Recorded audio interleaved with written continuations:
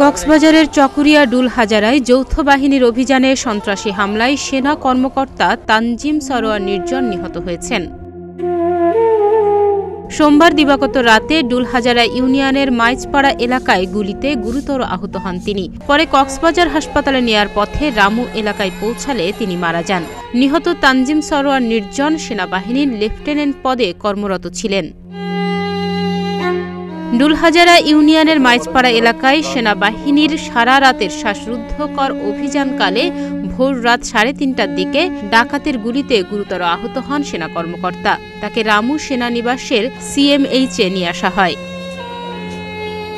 এ প্রসঙ্গে চকরিয়া থানার ওসি মোহাম্মদ মঞ্জুর কাদের ভূঁইয়া জানান, মধ্যরাতে চকরিয়া থানাধীন ডুলহাজারা ইউনিয়নের পূর্ব মাইজপাড়া গ্রামের বাসিন্দা রেজাউল করিমের বাড়িতে 10 থেকে 12 জনের একটি ডাকাত দল ধারালো অস্ত্র ও বন্দুক নিয়ে আক্রমণ করেছে বলে তথ্য পাওয়া যায়।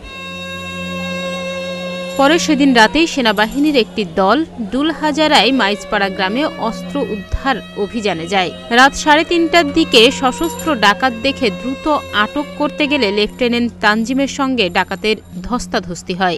এক পর্যায়ে গুলি ছুড়লে লেফটেন্যান্ট তানজিমের কপালে গুলি লাগে এবং গলায় ধারালো ছুরি দিয়ে আঘাত করে ডাকাতরা। তখন আক্রান্ত লেফটেন্যান্ট তানজিমকে চিকিৎসার জন্য দ্রুত রামু সেনানিবাস সিএমএইচে নিয়ে আসা হয়। পরে কক্সবাজার নেয়ার পথে তার মৃত্যু হয়।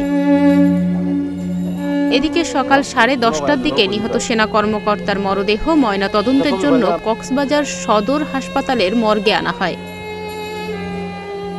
ডেস্ক রিপোর্ট, প্রতিদিনের বাংলাদেশ।